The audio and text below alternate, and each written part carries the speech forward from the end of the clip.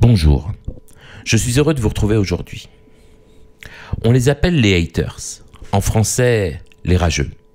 Sur les réseaux, la figure a pris un air de mythe, comme une créature de légende qu'on exhibe pour clore les débats. Le hater, dit-on, ne fait rien de sa vie, mais trouve toujours le temps pour critiquer celle des autres. Il ne profite pas, il n'entreprend pas, il ne court ni marathon, ni n'opère de levée de fonds, il ne crée pas de start-up. Non, il ne fait rien, il commente. Et cette caricature fonctionne à merveille. Elle donne à celui qui publie l'assurance d'être du côté de la vie active et relègue celui qui questionne au rang de raté. À force de répétition, une équation s'est imposée. Si ça va dans le sens attendu, bienveillance, positivisme, encouragement, agir ou s'exprimer aurait toujours raison, critiquer aurait toujours tort. Comme si l'exposition, sous prétexte qu'elle serait spontanée ou authentique, dispensait de toute remise en question. Comme si la seule expression née d'elle-même valait absolution, tandis que la parole qui répond, elle, se voyait rangée aux côtés de la haine. Mais est-ce si vrai? Est-ce que le fait d'agir ou de s'exprimer devrait exonérer de toute critique remise en cause? Est-ce que l'action prise en elle-même prouve la valeur? Ou bien doit-elle être précisément confrontée, éprouvée, discutée pour devenir plus juste? La question dépasse les chamailleries de commentaires. Elle engage notre rapport à la vérité, à la nuance, au débat.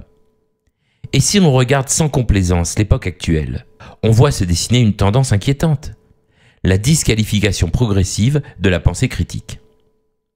Partout s'impose une injonction sans nuance. Agis, bouge, produis, montre. L'important n'est plus d'examiner, mais d'être en mouvement.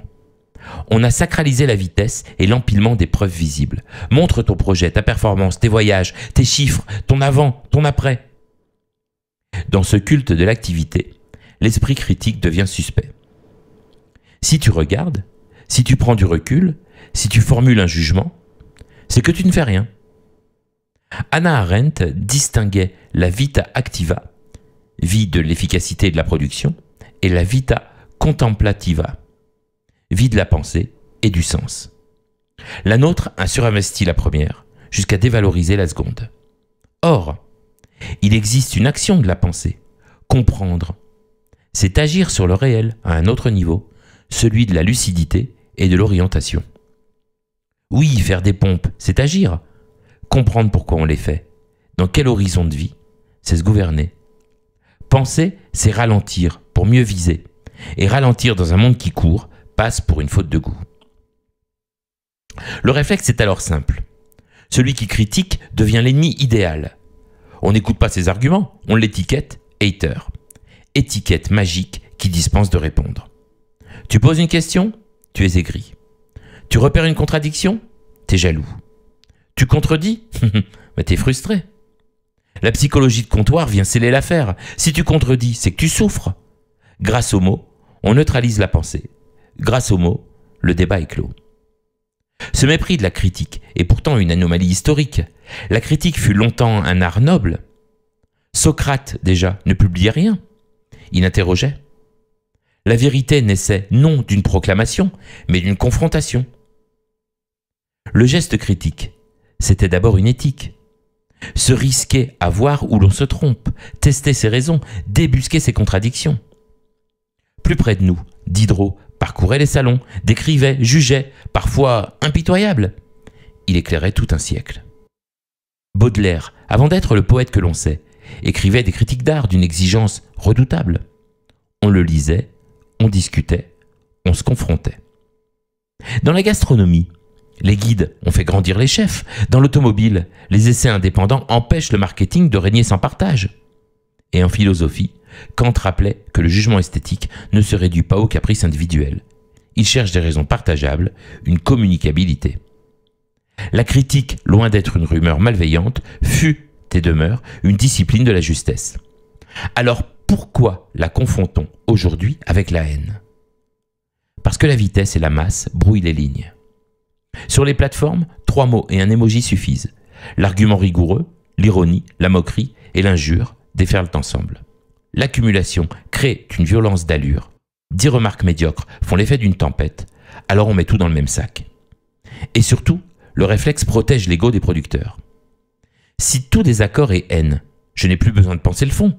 Je peux me blinder par le vocabulaire. La psychanalyse a des mots pour ça. La projection.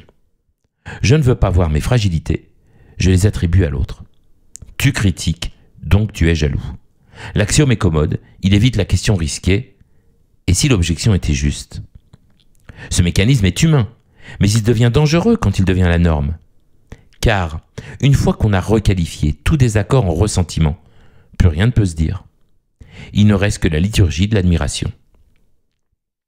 À ce point du raisonnement, il faut reconnaître une ambivalence propre au réseau. D'un côté, c'est une arène. On y entre sans identité. On se bat à coups de phrases courtes. On y goûte cette ivresse du pour, contre, ce qui excite l'algorithme. De l'autre, c'est une chance. Jamais un créateur n'a reçu en temps réel un tel retour de son public. Brutal, certes, mais précieux. Nietzsche, galvaudé à force d'être cité, n'en disait pas moins quelque chose de juste. Ce qui ne nous tue pas peut nous fortifier. La critique, si tu apprends à trier, devient une forge. Elle durcit et éclaire. Elle est la résistance qui révèle les points faibles, et ce faisant, les points d'appui. Encore faut-il l'accepter. Beaucoup veulent la lumière sans l'ombre, l'exposition sans la contradiction. Ils parlent de bienveillance, mais entendent complaisance. Le mot est devenu règle implicite, et même maintenant, sans aucune honte, écrit en description de certaines vidéos YouTube. Merci de laisser un commentaire bienveillant. Or, la bienveillance, si elle a un sens, c'est l'amour du vrai. C'est la parole qui vise ton bien, même si elle heurte. La critique honnête est une forme de respect. Elle dit « Je te prends au sérieux jusqu'à risquer de te déplaire ». Pourquoi, alors, la nuance disparaît-elle si vite? Parce qu'elle engage un effort que ni les foules ni les algorithmes ne rémunèrent. La nuance n'enflamme pas. Elle ne fait pas cliquer. Les plateformes récompensent la polarisation pour, contre, amour, détestation. Entre les deux, le territoire se rétrécit. Le moindre bémol te range dans la case des contres. C'est ainsi que naissent des bulles où l'on exige une adhésion totale. Aime tout ou tais-toi. Or, la maturité intellectuelle consiste précisément à aimer avec réserve, à admirer tout en contestant tel point, à dire « c'est fort et pourtant voilà ce qui me semble faible ». C'est cette phrase-là qui manque. À cette fragilisation de la nuance s'ajoute une interdiction tacite. On ne se critique pas entre pairs. Tu fais des vidéos de voyage? Ne critique pas ceux qui en font aussi. Tu écris des romans policiers? Ne critique pas d'autres auteurs de polar. Si tu oses pointer une facilité chez celui qui te ressemble, tu passes pour un jaloux. Mais c'est oublier que l'histoire des arts est faite de querelles fécondes, romantique contre classique, nouvelle vague contre la qualité française, Picasso contre l'académisme. Les écoles se répondent, se choquent, se rectifient. Il n'y a pas de vie créative sans dissension interne. L'exiger, c'est demander aux créateurs d'être une corporation de communicants. C'est leur demander de renoncer à l'exigence au profit de l'allégeance. Autre sophisme robuste. Quand tu auras fait ce qu'il a fait, tu pourras critiquer. Appliquons-le alors partout pour voir l'absurde. Pour juger un plat que je trouve trop salé, dois-je ouvrir un restaurant? Pour critiquer quelqu'un qui chante faux, suis-je obligé de chanter juste ou au moins mieux que lui? Pour critiquer une décision politique, dois-je me présenter aux élections? La légitimité d'un jugement ne tient pas au CV de celui qui le formule, mais à ses raisons. Le spectateur, le lecteur, l'auditeur sont les destinataires de l'œuvre. Ils ont le droit, et osons le devoir de dire ce qu'ils perçoivent. Publier, c'est consentir à cette épreuve. Au milieu de ce théâtre, il y a un personnage dont on parle peu. L'adorateur. Parfois plus radical encore que le créateur lui-même. Il défend l'œuvre comme s'il se défendait lui-même. Psychologie élémentaire, l'identification. Ce que tu aimes finit par te définir. Qui touche à l'objet, touche à ton ego. Alors, à la moindre réserve, la riposte claque. Si tu n'aimes pas, ne regarde pas. C'est la logique du club. On entre qu'en applaudissant. L'œuvre, ainsi gardée, devient fragile. Si elle avait force qu'on prétend, elle supporterait l'air libre. Une œuvre forte n'a pas besoin de garde du corps. Il faut aussi revenir au grand récit des plateformes. La démocratisation de la création. Plus de portes fermées, plus d'institutions qui vérifient, plus d'éditeurs pour tamponner. Publie, prends la parole et touche directement ton public. Très bien. Mais on a démocratisé la création en verrouillant la critique. Le paradoxe est spectaculaire. Tout le monde peut parler pour se montrer, mais de moins en moins de monde peut parler pour discuter.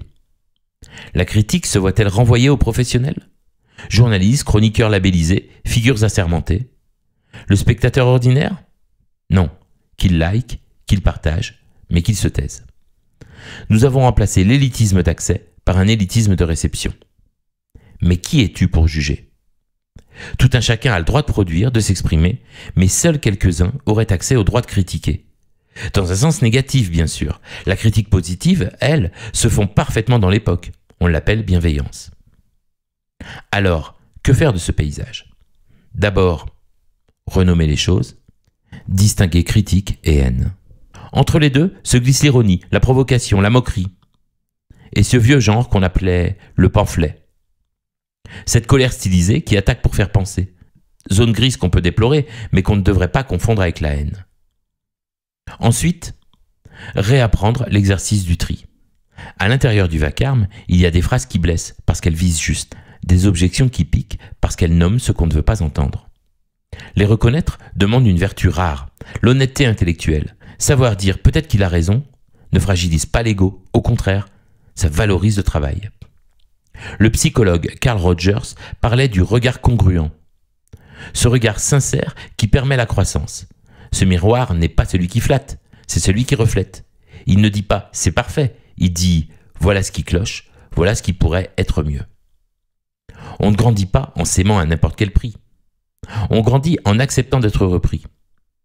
La critique n'est pas l'ennemi de la création. Elle en est le contrepoint nécessaire. Elle met en l'air, empêche l'emballement, rappelle que le réel résiste. Sans elle, tout bascule en réclame. L'œuvre devient un contenu et la pensée une posture. Que répondre alors à ceux qui répètent « les haters n'existent pas » ou inversement « il n'y a que des haters ». Eh bien, que la vérité se tient ailleurs. Il existe des injures pures, des jalousies misérables, des vagues de meutes, ne nions pas la réalité. Mais elles sont rares. La plupart du temps, sous cette étiquette commode, on range ceux qui pensent autrement, on range la contradiction, on range l'alerte, on range ceux qui dérangent. Or, ce sont souvent eux qui, par ricochet, t'indiquent où ton œuvre vacille, où ta pensée s'affaisse, où ta rhétorique se répète. Cela suppose de ta part une posture précise. Si tu publies, tu consens à l'épreuve. Tu ne tends pas seulement la main au compliment. Tu ouvres la porte au contradicteur. Ta liberté n'est pas seulement de dire, elle est aussi d'entendre. Entendre ne veut pas dire obéir. La critique n'est pas un verdict, c'est une pierre d'angle. Tu y cognes et tu vois si ça tient. Parfois, tu gardes, parfois, tu modifies, parfois, tu jettes. Tu demeures maître de l'orientation, mais tu refuses de te réfugier dans la bulle qui rassure. La maturité créative consiste moins à se protéger du monde qu'à se solidifier dans ce monde. Et pour y parvenir, discipline-toi. Installe une hygiène de lecture, sépare l'injure du propos, l'intention de nuire de l'objection de fond. Cherche la phrase qui propose une raison. Demande-toi « qu'est-ce que je peux vérifier ? Qu'est-ce que je peux clarifier ?» Cartographie tes angles morts et quand une critique touche juste, remercie-la en acte. Améliore. Rien n'est plus désarmant pour la mauvaise foi que de voir quelqu'un s'approprier l'objection valable pour grandir. C'est aussi ainsi qu'on élève son public, en lui montrant que la contradiction est une chance. Reste un point, cette fameuse bienveillance dont on parle partout. Je t'invite à la définir ainsi. Dire ce qui peut faire progresser, avec des raisons, sans humilier. C'est une ligne de crête. Elle oblige le critique à une forme d'ascèse, évite la mesquinerie, cherche la précision.